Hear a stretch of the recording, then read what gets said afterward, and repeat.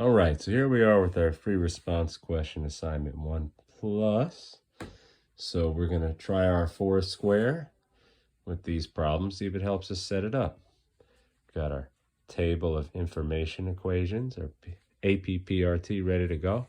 So let's check this out. So over here, they give us a bunch of particulars, a bunch of physical quantities. A bullet is flying in to hit a block, and then they stick together and the block swings up a certain angle. All right, so right away looking at this, I mean, all of these can apply, but I suppose the first that probably jump out, at me at least, are, well, there's this first part of the interaction where the bullet hits the block, and that to me, you're looking at masses, this has speed, they hit together, they become a bigger mass. That's like an inelastic collision. That to me says something like a P before equals P after. The initial momentum is the final. Then we also have this swing upward where we go from now speed of the block into height of the block, or the block dart system. And that sounds like a conservation of mechanical energy. Okay, so those are possible ways. And let's see, maybe the question's about something else. So it's to determine the speed of the dart immediately before it strikes the block. Okay, so here's the dart. So we have an M, a V, an M, a V. You know, we know the initial velocities here. One of them is what we want. The other one is 0. And then they hit, and this thing starts moving. So, well, one thing we can do is rather than trying to solve the whole problem at once, let's break down what we have. All right, so if we're looking for this V naught, perhaps what we say then is little m is the mass of the dart times its initial velocity plus big M naught, that's the mass of the block, times its initial velocity, which is 0, has to equal the two of them combined, little m plus M naught times that, we'll just call it V for that final velocity. Now, if we're looking to solve for little v naught, well, it's pretty easy, rearrange over here. However, you'll see that there's one piece of this equation that we don't yet know, this piece. And so the question is now, how do we get it? And we made a couple suggestions to ourselves, but you can also come back over here. Well, there's kinematics, there's dynamics. Then we got conservation of energy, conservation of momentum. We just use momentum, which really works well for collisions and explosions. During the second part of this action, momentum's not going to do anything for us here because there is no collision or explosion. There's also this force pulling, so the momentum here is going to not be conserved. But the force is at 90 degrees to the displacement, so that's not actually doing any work on the system, which means this mechanical energy is conserved. Maybe that's something we can try out. And so if we do, we say, all right, well, initially now, realize we're splitting the problem. So as the bullet approaches until it hits, momentum's covering that. Now it's hit and it's swinging up. Let's see if energy will cover that. And so the bullet has hit, which means at this point, the block bullet system has kinetic energy plus potential. Well, it has none. We'll call that the ground level. Has to equal kinetic energy. Well, at the max height there, it will have none, plus potential. Well, it does have height, so there's that. Now, hopefully what you recognize here is that there's going to be a piece that connects with this equation over here. Yes, the V. Of course, you can figure V comes from kinetic energy. So work that out. You know, let's pause on that, and then we'll make another video with the finalization of these problems. If we flip over to the next problem we were to look at, the dart and block subsequently swing as a pendulum. Determine the tension in the cord when it returns to the lowest point. So, all right, maybe you're still thinking maybe momentum's going to do it for us. Maybe mechanical energy is going to do it for us. But realize in this question, they asked about tension. When they're talking about tension, particularly in the case of a vertical circle,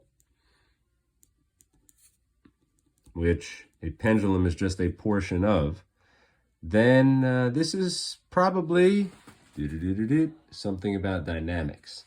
So not a bad idea at this point, because you see tension is not going to fall naturally out of the energy equation or the momentum equation. So where are you going to get tension?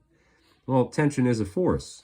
So maybe if we make a little free body diagram over here, and here's our cord.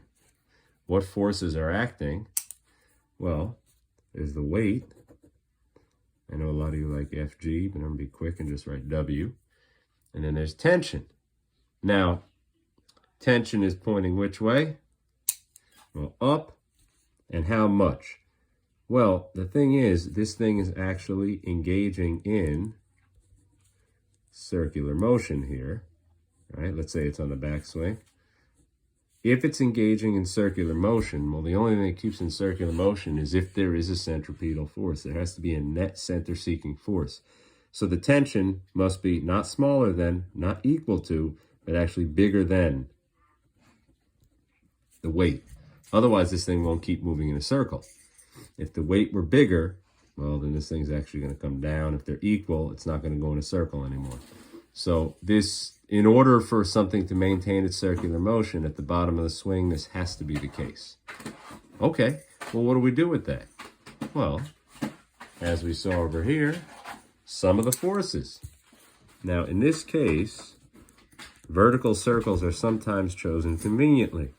Both of our forces are in the same dimension. The same dimension here, we can call that the center-seeking or centripetal dimension, equals the weight plus the tension. And then we substitute. In this case, there's definitely a centripetal force, so there's definitely an acceleration. Maybe we'll call the weight the negative direction, so negative mg. Although in this case, it was a m plus m naught, right? G plus the tension. Okay, so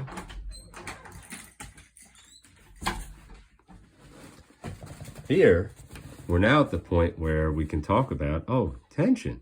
That's what we were looking for. There's another piece here, AC. You know how to substitute for that. And within AC, there are a couple of physical quantities, one of which is given to you within the problem by letter, and the other of which you discovered earlier. So allow a couple substitutions there, and this one will work out pretty nicely. And we'll come back and do the finalization of that in the follow-up. All right, the last bit of this problem was basically devising an experiment. Now, I did throw together the wording here a little quickly as a piggyback to the previous parts of the question. Really should have phrased it a little better. Shouldn't have restricted you as much with the materials. But, basically, if you want to test G, well, probably the simplest thing to do is take an equation that you already generated. In fact, we can use the answer here. So we had this one that we had devised from part A. The initial velocity of the dart was the two masses, and then times the square root of 2gl 1 minus cosine theta, and this whole thing, there you go, over M. Good. All right. Could you move this around to solve for G? Yeah, of course you could. I mean, that's not a tough thing to do. Rearrange a few things, move stuff around, so this is set to G equals. And then once it is, you will have something in the numerator, something in the denominator. Now, you don't need to beat yourself up terribly when it comes to actually answering each of these questions. What would you need to measure? Well, look at all the stuff in the numerator, look at all the stuff in the denominator. Those are the things you need to measure. If they're lengths, you need a ruler. If they're times, you need a watch. If they're masses, you need a scale. If they're angles, you need a protractor. That's about it. All easy stuff to have in the lab. So that's the material. That's the materials you would need, the physical quantities, and how to reproduce the procedure. Well, the thing that I should not have limited for you, and maybe you thought about it, is you want to be able to vary something within this in order to plot a meaningful graph. not just repeat the same conditions over and over, although that can be useful in some circumstances. One of the easiest things to vary, actually, would be this mass. And so, though it wasn't necessarily obvious based on the way I phrased this, and that's my own error, easy thing to do is vary m naught by stacking masses onto it and repeating. And repeat fire.